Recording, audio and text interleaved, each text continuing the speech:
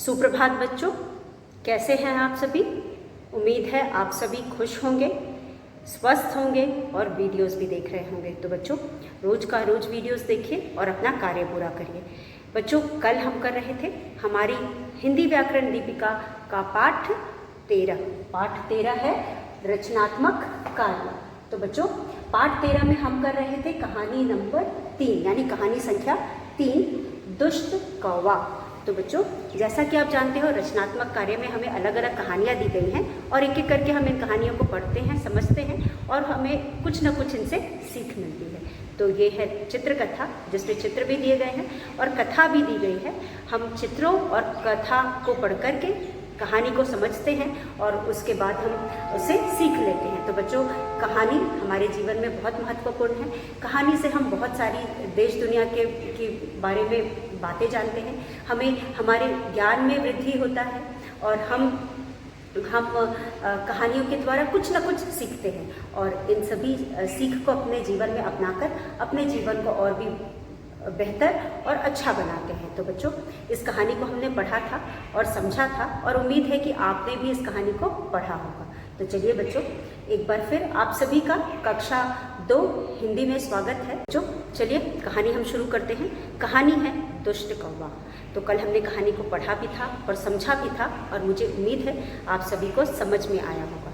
तो बच्चों, इस कहानी में हमने 2 मित्रों यानी कि 2 साथ रहने वाले पक्षियों के बारे में पढ़ा था। 2 पक्षी हैं, एक है कौवा और दूसरा है हंस।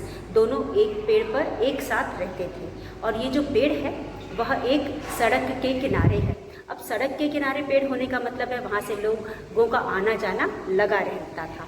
तो कभी कभी बहुत जो दूर से आने वाले लोग थे, जिन्हें यहाँ पे राहगीर कहा गया है, उस राह पर चलने वाला या उस रास्ते से आने जाने वाले लोगों के लिए यहाँ पे राहगीर शब्द का प्रयोग किया गया है। वह कभी कभी इस पेड़ के नीचे रुक करके आराम भी कर लिया करते थे और मतलब बहुत दूर से आ रहे होते थे, थक जाते थे तो यहाँ रुक करके आराम किया करते थे। तो ऐसे ही बच्चों, एक दिन की बात है जब हंस और कौवा दोनों पेड़ पर बैठे हुए थे। एक राहगीर कहीं से जा रहा था और तेज़ धूप होने के कारण आपने चित्र में देखा कि सूरज उगा हुआ है और उसकी रोशनी चारों तरफ फैली हुई है और सूरज की किरणें भी हमें दिखाई गई है चित्रों के द्वारा। तो यह देखकर हमें समझ में आ रहा है कि जो समय है बहुत गर्म है, यानी मौसम बहुत गर्म है और जो भी इंसान आएगा जाएगा ऐसे मौसम में वो ज़रूर बहुत उसे पसीना होगा, गर्मी होगी, जिसकी वजह से वो जल्दी थक जाएगा। तो जो राहगीर था वो भी शायद कहीं से आ रहा था, वो थक गया था।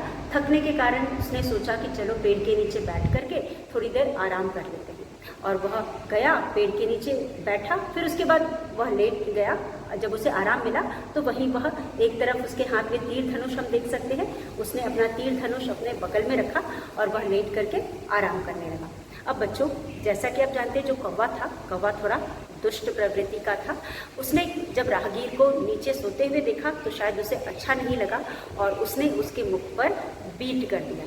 तो बच्चों, अब जो दूसरा पक्षी था, हंस था, और जो कौवा था वो बीट करने के बाद वहाँ से उड़ गया।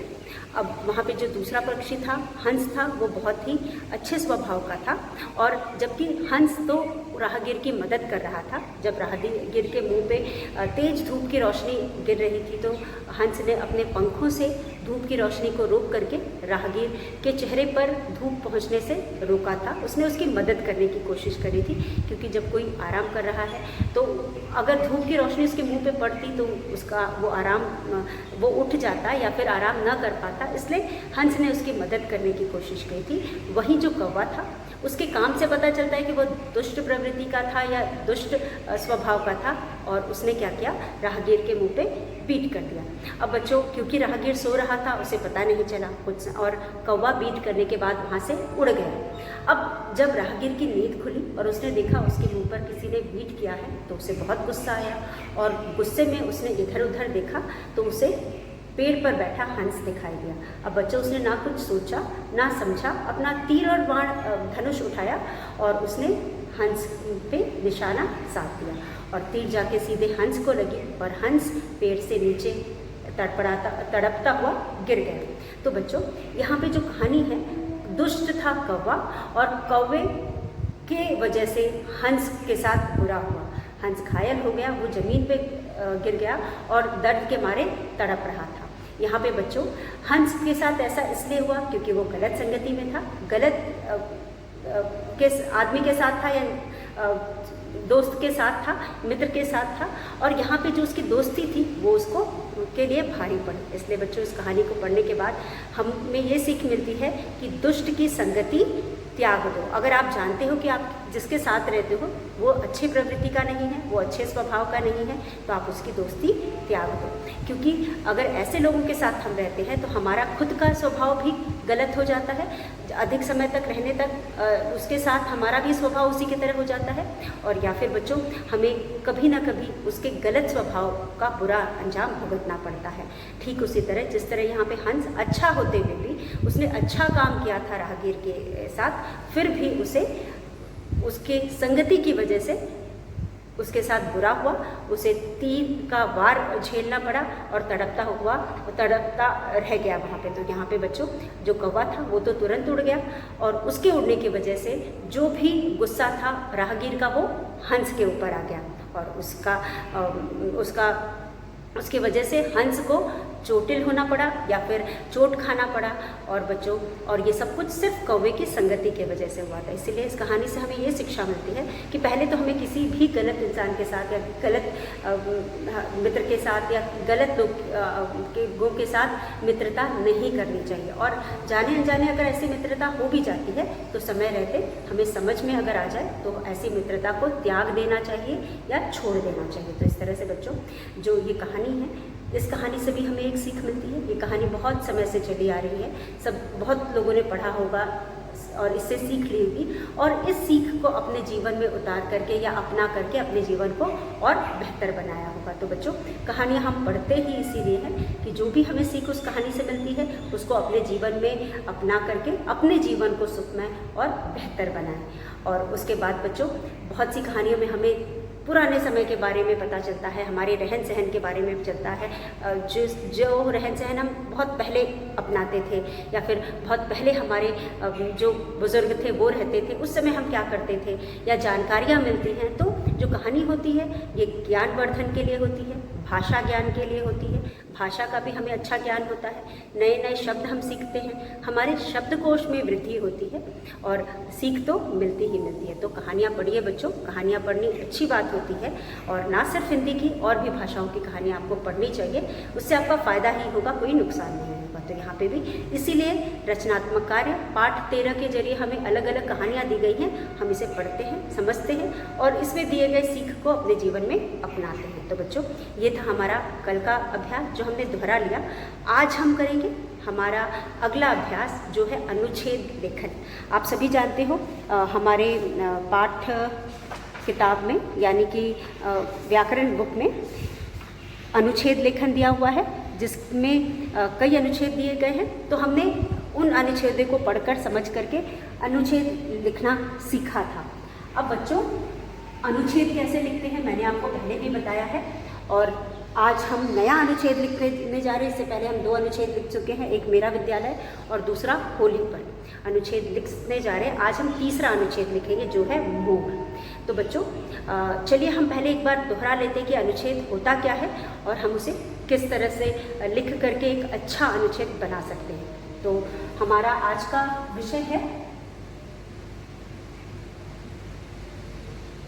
अनुच्छेद लेखन। लौपे की मात्रा ख न, अनुच्छेद लेखन। तो हमारा विषय है अनुच्छेद लेखन, और हमारा जो आज का अभ्यास है अनुच्छेद लेखन और इसका विषय है मोर। ये हमारा तीसरा अनुच्छेद लेखन है। म पे ओ की मात्रा मो और र, विषय है मोर। तो बच्चों मोर, अगर मैं मोर बोलूं तो आप सभी के दिमाग में एक चित्र बन गया होगा, और बहुत ही सुंदर पक्षी का चित्र। तो बच्चों जैसा कि आप जानते हो जो मोर है यह एक पक्षी होता है, और आप जानते हो ये जो मोर होता है वो खुले वन में रहता है, मतलब कि खुली जगह में रहता है, वन यानी जंगल में रहता है। और उसके बाद ये जो हमारा मोर होता है वन के में जो कीड़े मकोड़े या फिर छिपकलियाँ मिलती हैं उन्हें ही खाता है।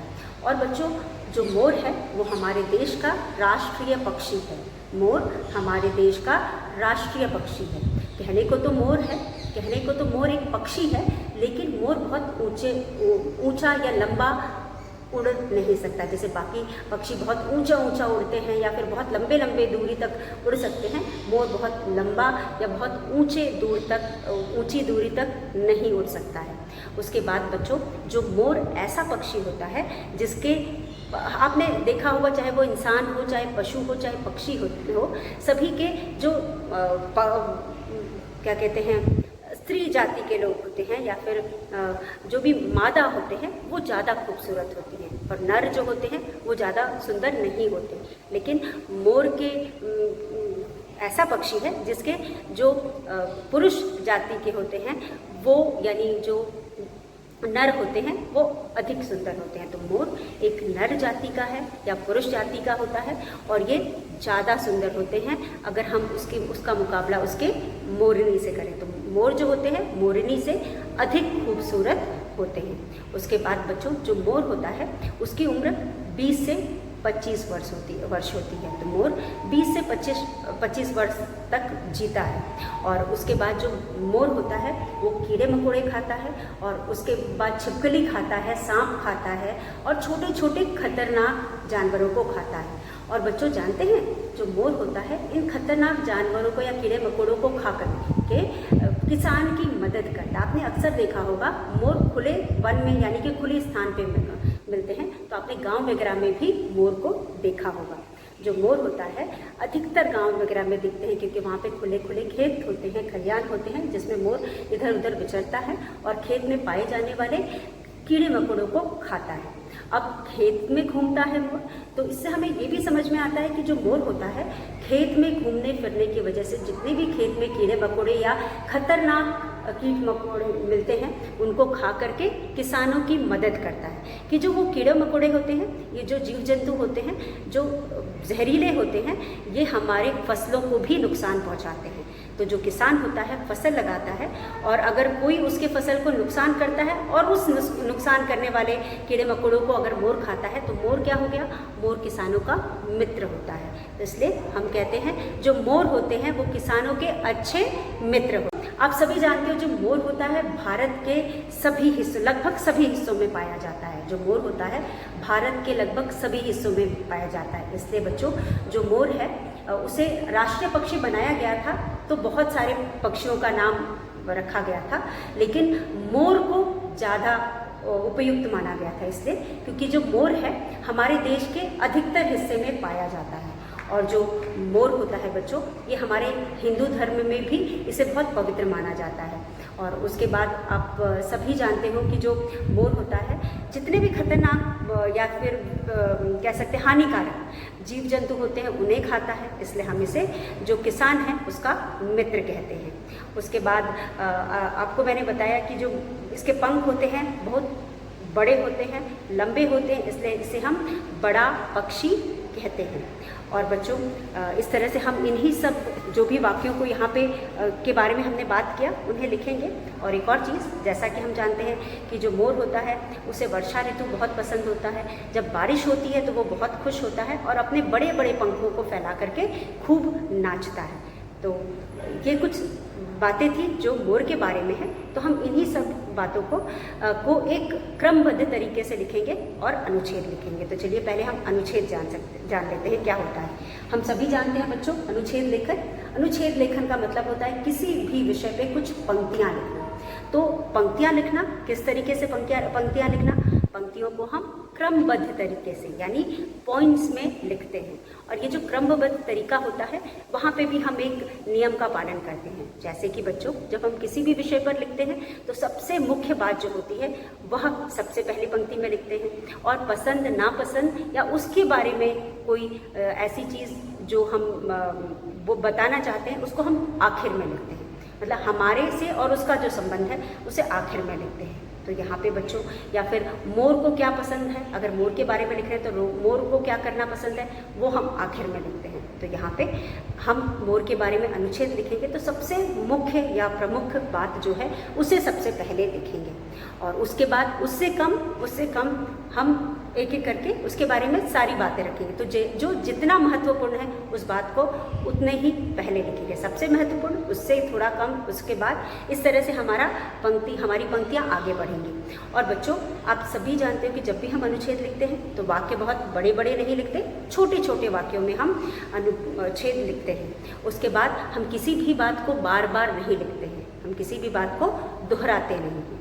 तो बच्चों, ये कुछ पंक्तियां हैं जिनको ध्यान में रख करके, कुछ बातें हैं जिनको ध्यान में रख करके हम अपने अनुच्छेद को एक बढ़िया अनुच्छेद बना सकते हैं। तो चलिए हम मोर के बारे में लिखते हैं। यहाँ मोर, तो बच्चों सबसे पहले हमारी सबसे मुख्य बात जो हमें मोर के बारे में लिखनी चाहिए वो है, मोर भारत का राष्ट्रीय पक्षी है। मोर भारत का राष्ट्रीय पक्षी है। म पे ओ की मात्रा मोर, भ पे आ की मात्रा भा, र त भारत का राष्ट्रीय, राष्ट्र पे बड़ी की मात्रा राष्ट्रीय पक्षी है। मोर भारत का राष्ट्रीय पक्षी है। ये सबसे प्रमुख बात है क्योंकि सबसे ज़रूरी बात है। तो मोर जो है भारत का राष्ट्रीय पक्षी है। अब उसके बाद ये हो गया हमारा पहला पंक्ति। उसके बाद दूसरी पंक्ति में बच्चों हम लिख सकते हैं, मोर रंग बिरंगा बहुत ही खूबसूरत पक्षी है। मोर जो होता है रंग बिरंगा होता है, कई रंगों का होता है। मोर रंग बिरंगा, बिरंगा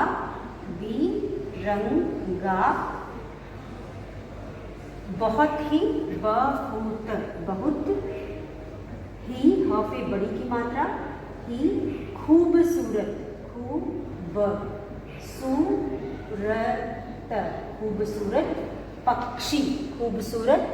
पक्षी है। खूबसूरत पक्षी है। उसके बाद तीसरे में हम लिख सकते हैं, मोर भारत के लगभग सभी हिस्सों में पाया जाता है। तो मोर के राष्ट्रीय पक्षी होने का एक कारण ये भी है कि मोर जो है भारत के मुख्यतः सभी हिस्सों में पाया जाता है। मोर, म पे ओ की मात्रा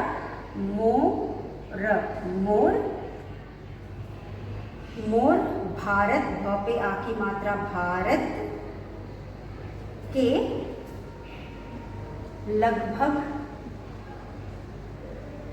सभी, भ पे बड़ी की मात्रा सभी, लगभग सभी हिस्सों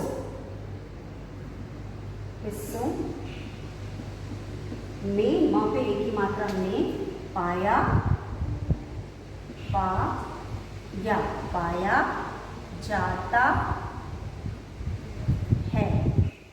जाता है। मोर भारत के लगभग सभी हिस्सों में पाया जाता है।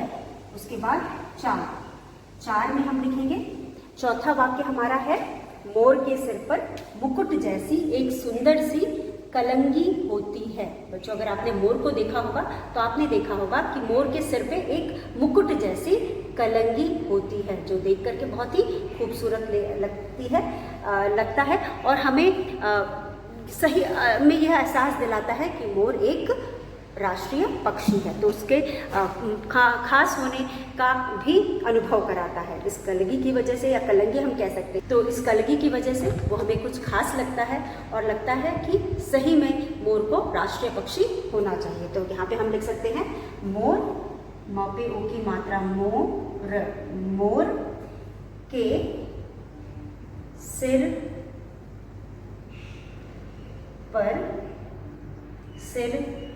पर मुकुट जैसी, ज पे ए की मात्रा जय, स पे बड़ी की मात्रा सी, कलंगी लंग, ग पे बड़ी की मात्रा ली, होती है। मोर के सिर पर मुकुट जैसी कलंगी होती है।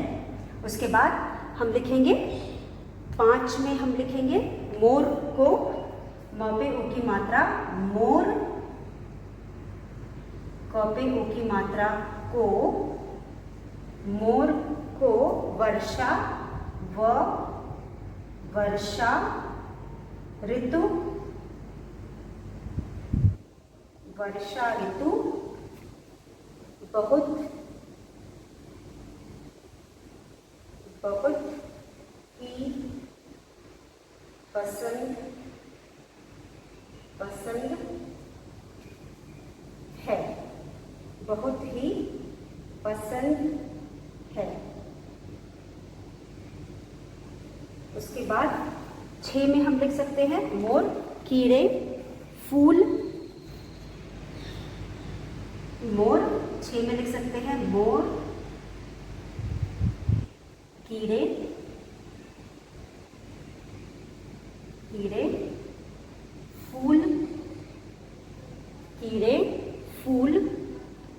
तो बच्चों वह कीड़े फूल हानिकारक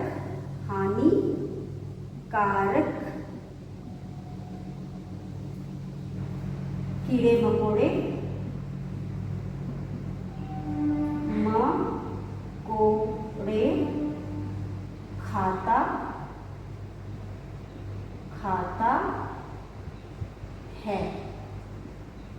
खाता है, इसलिए उसे किसानों का अच्छा मित्र माना जाता है। इसलिए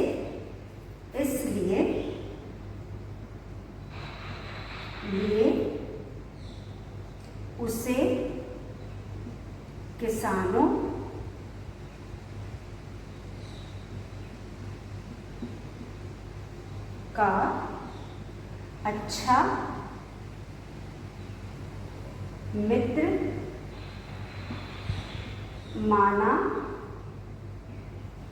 माना जाता है, इसलिए उसे किसानों का अच्छा मित्र माना जाता है।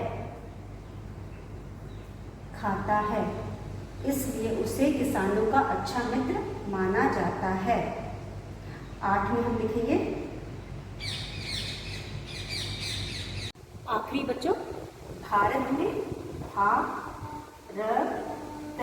भारत में मोर के शिकार पर पूरी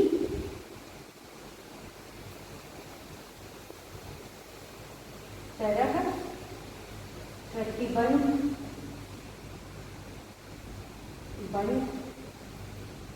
है,